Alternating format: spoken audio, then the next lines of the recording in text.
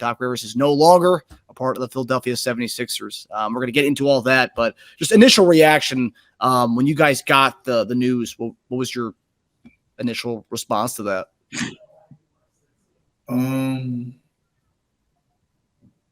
I couldn't say I was surprised. I mean, it was just like, oh, that was quick. That was my normal reaction. I mean, that was my reaction.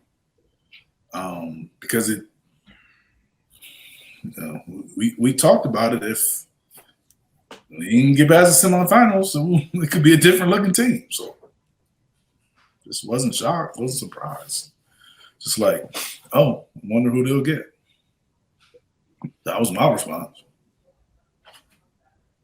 Do you think this would have gone any differently had we won or had we lost like a last second shot to lose the game? Or like no matter what, this was happening? Yeah, I think this was happening because we lost Game 6. I thought Game 6 was the game. Yeah. Yeah, I wasn't surprised either. Didn't even give us enough time to mourn, really. We went right into off-season programming. Yeah. We were still upset about our loss, and then this happened. It's crazy. That's the way you take the attention and put it and redirect it somewhere else. Smart. Yeah. It's also it's just sports, man. It's just so cutthroat. It's like this is a man's job, and like it's just like I don't know, just seeing all the Twitter comments like, oh, move on from Doc, let's go do this, and this. It's like, it's still. I mean, I know Doc's a professional. He's been in the league for so long doing this and as a player and a coach, but I don't know. It just feels crummy. It's it's a man's job. Like people are rooting for it. So a lot of people are so happy that he's gone, and it's just like I don't know. I don't think he deserved it. I thought he coached. I thought this year was probably his best coaching job with our team this year. And you can make a great argument for that, actually. Yeah. Yeah. In a year where we lost a lot of guys, people don't care. I mean, they like Teja, and they think they get so much money that they shouldn't have any feelings. Like you just get rid of them. It don't even matter. Like what I'm saying? Like it don't hurt anybody to say somebody should be losing their job, but only in sports people do that. Like he should be fired, cut him, get rid of him. He stinks. Get out, get it. Like he's still getting paid because you make a lot of money. You shouldn't feel it. You should still be okay. Rivers is still going to get paid though. There you go. Still getting paid. Okay. There you go. You shouldn't feel it. You shouldn't feel sorry for the guy. Apparently, Tej. Right. Yeah. Hey. I mean, he says he's still going to get paid, and we're going to be paying 2 coaches. So I guess it's Josh Harris' money. So why do we care, right? Yeah. So then we shouldn't care about Tobias. Then I was just going to say that's why we shouldn't care about Tobias.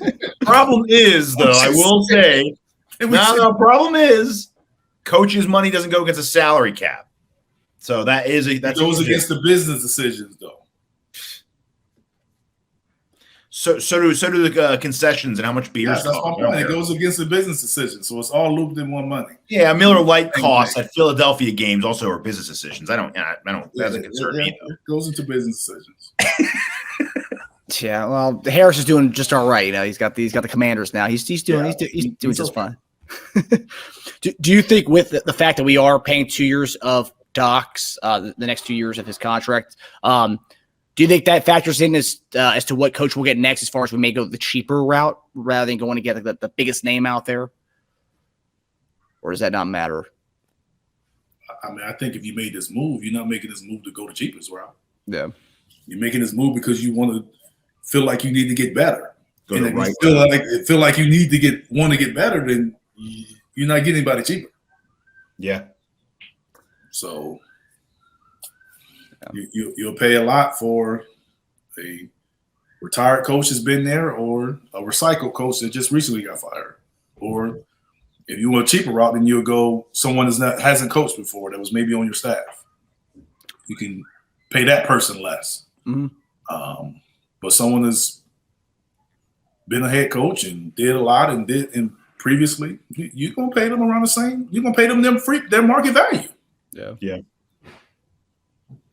And there are a lot of high-profile jobs out there, so a coach could try to leverage. But there are also a lot of what high-profile jobs are out there. Available? Yeah. Ours? The Lakers available or something? The Knicks? Like, who's available? You said high profile. I mean, Milwaukee, Phoenix, not the city itself. High profile? That's just Those are championship teams. Those are championship teams. A high profile job. It's just a good team. I'd say the Knicks are a good team. No, I'm just saying a high profile job, meaning like you get a lot of media attention. Like that's how I'm looking at it, a high profile job. Mm-hmm. So I don't see even Phoenix like that. I don't see Phoenix, Milwaukee like that. Yes, their teams are good, but I don't see them as high profile jobs. If all things were equal between New York, Boston, LA, those would be considered the high profile jobs from my standpoint. Because we talked about the Lakers when they were 2-10. We won't talk about Milwaukee if they're 2-10. Oh yeah, it's how well they're doing that makes it more appealing. No, but you're not hearing what I'm saying. We talked about the Lakers when they were 2-10. We wouldn't talk about Milwaukee if they were 2-10. Yeah, that's the difference. Is what I'm saying. That's true, but Milwaukee hasn't been 2-10 in a very, very long time. That's why I'm just saying why I think it's not a high profile job. I think it's a good job because they're winning and they got a very, very talented guy that'll keep them competitive every season. Yeah, I just don't think it's a high profile job. Most appealing, then. Yes. We have very appealing. Yes. Appealing destinations to go to. Yes. Yeah. Okay, so we're going to talk about this Doc situation a little bit more, and then also some of the potential candidates. One guy I didn't mention in the potential candidates that Woj tweeted out earlier was a betting line actually had JJ Redick as one of the highest odds, actually the highest odds to land the Sixers head coaching position. So I guess that'd be the cheaper route probably, because or is that a high profile guy that they're bringing into this? A guy who's going from TV to do that. Would that be a cheaper route, guy? Because he's never been a coach before, Eric, or would that be? I would assume it would be a cheaper route. Yeah. But I don't know. I don't know what we're doing. So would that be striking? It's not our money. Yeah, that's true. They may throw him. They may make him the highest page. I like. Yeah. Who knows? The Philly cheesesteaks will be going up in the stadium for sure. I'm just, we make a decision. Look, we made a decision to get rid of a guy that we won with. We lost in Game 7 as a third best record in the league to the team with the second best record in 7 games. Ugly game. No matter if it was 2 points or 30 points, you still lost. So whoever you get now, you're saying you're getting them so you can get past this point. So whatever route you go, the objective is still the same. Mm-hmm. Yeah, who knows? They're probably thinking in their minds, we haven't improved from Brett Brown to Doc Rivers. Like what have we accomplished? We have not improved. Yeah, we have not improved. And even the yearly records, they're pretty good last couple of years. Brett Brown, and you have Doc Rivers, and the team's been fairly competitive and good. And you've fired 2 coaches. I guess now it's time to start blaming the players. That's next. Well, yeah, there was a lot of that before this Doc firing today. Yeah. Yeah, it is as it should. Yeah, I agree. Yeah. If you're a player, players know if they could have did more, should have did more. Like maybe we don't always want to hear it as players, or we don't want people that's maybe someone considered irrelevant to them telling them, or talking heads on TV or us. Like they probably want to hear us saying it, but that don't change the reality. But most of the guys know it. If you real, you know, I could have did more, should have did more. If you real about it, you just don't. You may not want to hear people say it all the time, but you know it. I mean, I didn't play a season where our season ended, and I didn't feel like, man, I didn't do enough. Like If you don't win a championship, part of you feel that way if you care. Yeah. I know these guys make a lot of money now. Like, trust me, they make more in a year than I made in my career. A lot of them do. Like half the league make more in 1 year than I made in my career, or 2 years in my career. So maybe it's a little easier to just be like, oh well, the season's over. But it's still, if you've been true and you've been honest and you care about the game, you care about winning, you care about your teammates, you have to have some form of evaluation, self-evaluation, to say, how can I have done better and what do I need to do going forward?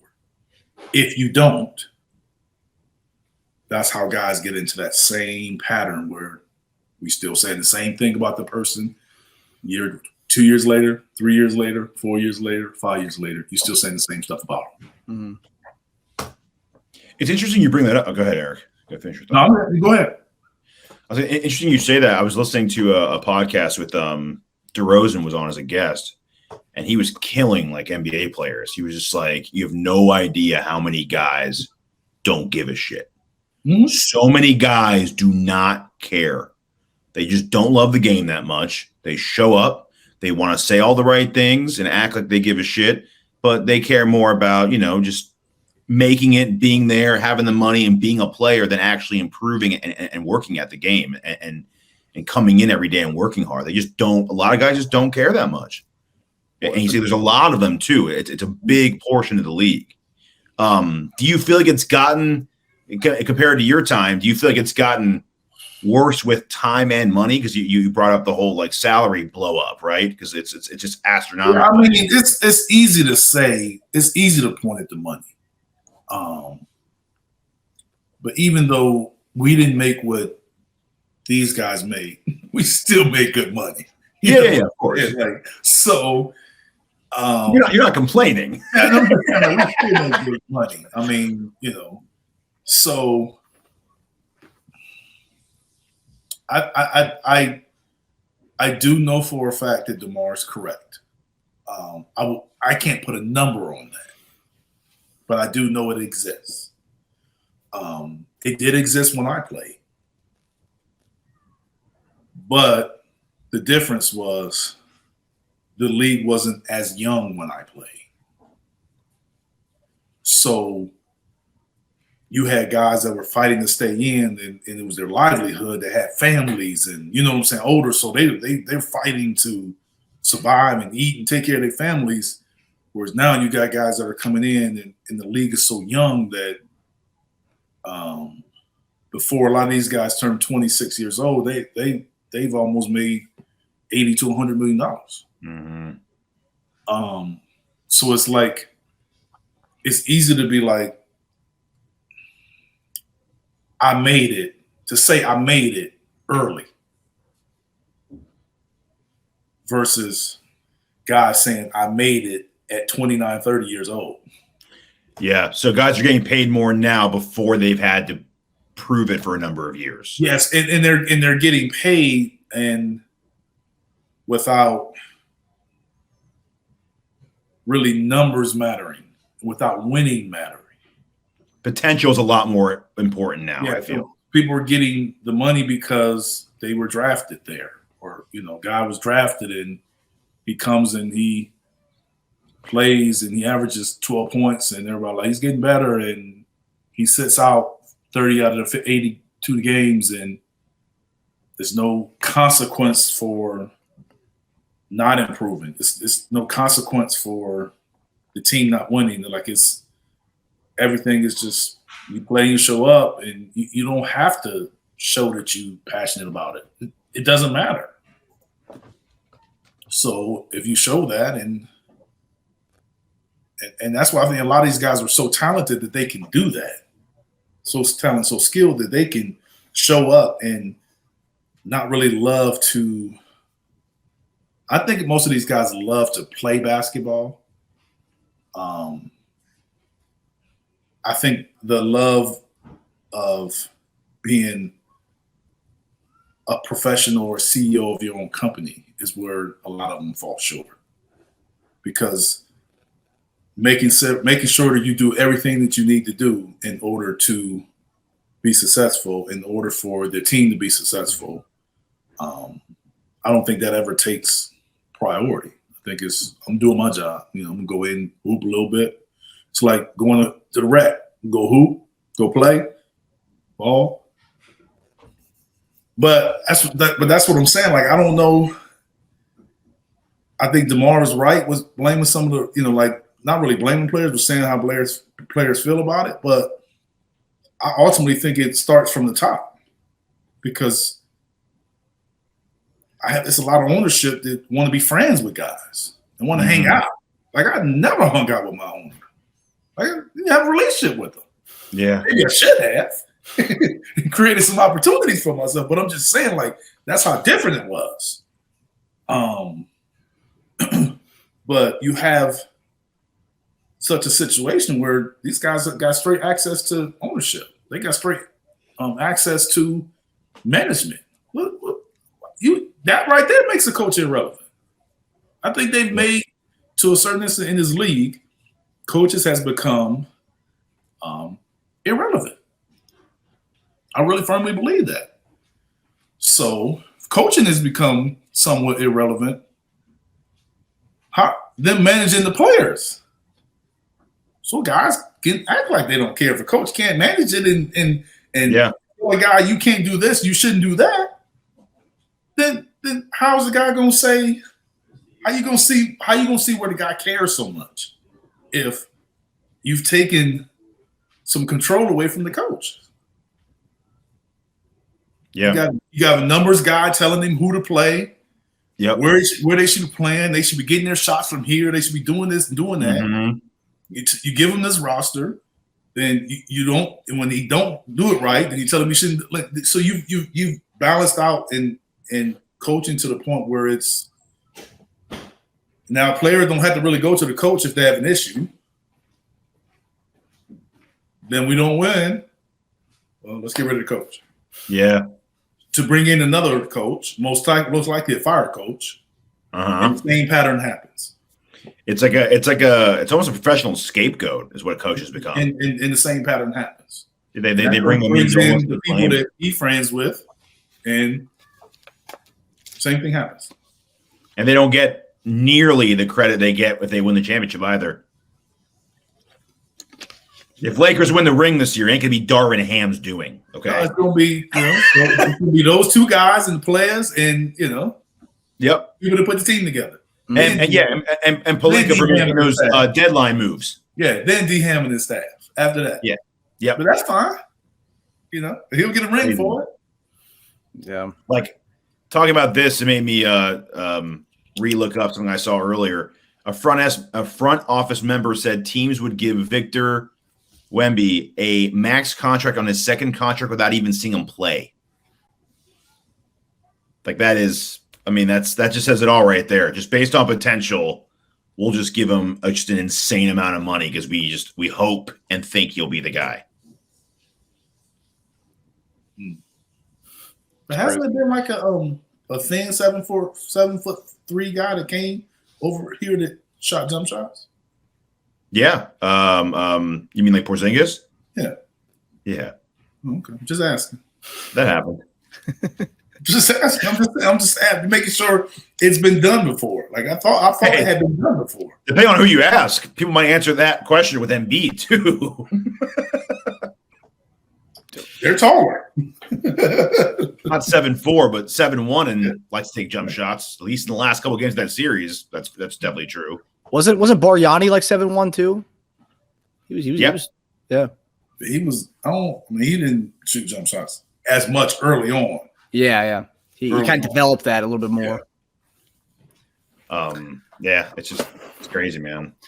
Well, Doc said in the press conference pre-game, they talking about like how coaching, you never know one day the next you could be gone, and he was talking about how winning coach of the year has become a curse to not winning the coach of the year. Talk about Monty Williams and just not winning that award, because that's also another thing. Like that doesn't matter. They'll fire coach of the year the following year after that. I mean, I just said they've made coaching irrelevant. Yeah, it's crazy. Okay, so that kind of is a good segue to our first topic, talking about Doc. After 3 years, Doc has been let go. The funny thing is, so yesterday, Ramona Shelburne came out with a story on a report of James saying, essentially, it's me or Doc. James Harden says, but Ramona Shelburne said, sources close to James said that he had a problem with Doc being his coach. It's essentially picking him or Doc. And Doc had also alluded to the team asking James to do things that he didn't necessarily wanted to do this season. So my question to you guys is, obviously, Harden may opt out and be a free agent this year, but do you think this move to get rid of Doc was a move made to appease James Harden? And what was Doc really asking Harden to do this year that James didn't want to do? Because he had ridiculous numbers this year. Well, I'm not going to try to figure out what sources said and guess. I would just, in my opinion, I do not think that this decision was based solely on appeasing James. I think this decision was a collective decision that was probably talked about, most of the season, and I think it was probably an ultimatum. If we didn't get out of the second round, in my opinion, that we would make a change.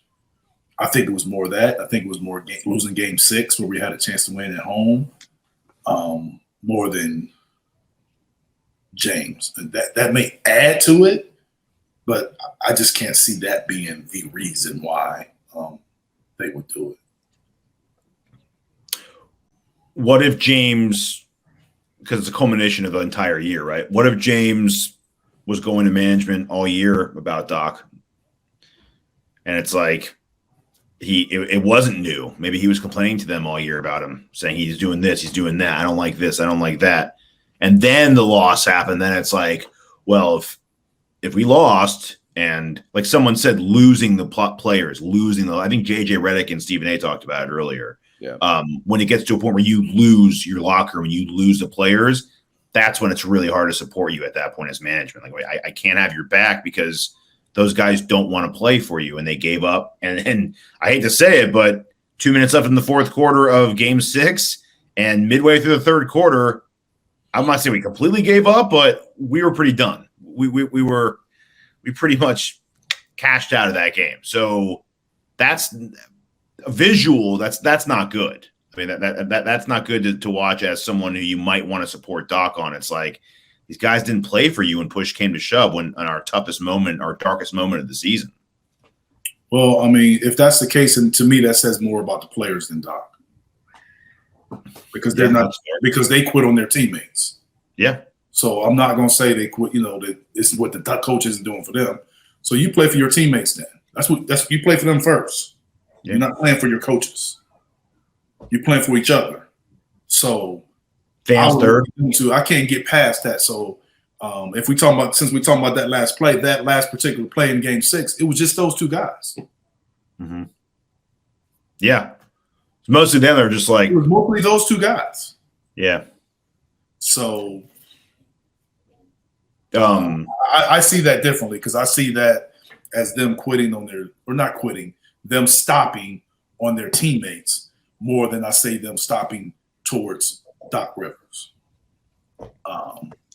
because that was just a team that felt like we lost the game and that we should have won, and now we got to go to Boston.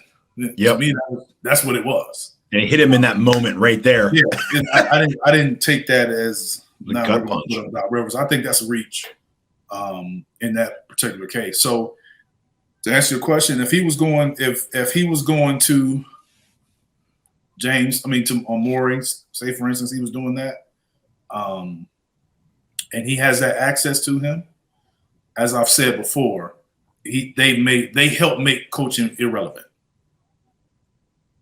So, if you have a coach of the team and the player's going straight to the general manager, and he's complaining all year long, and you don't nip it in the bud, say, "Hey, let him do his job. You do your job." If we can't have some form of conversation like that, then the coach, they might as well just have a robot out there coaching. telling them what to do in Southern. Well, you never know. Maybe in the future.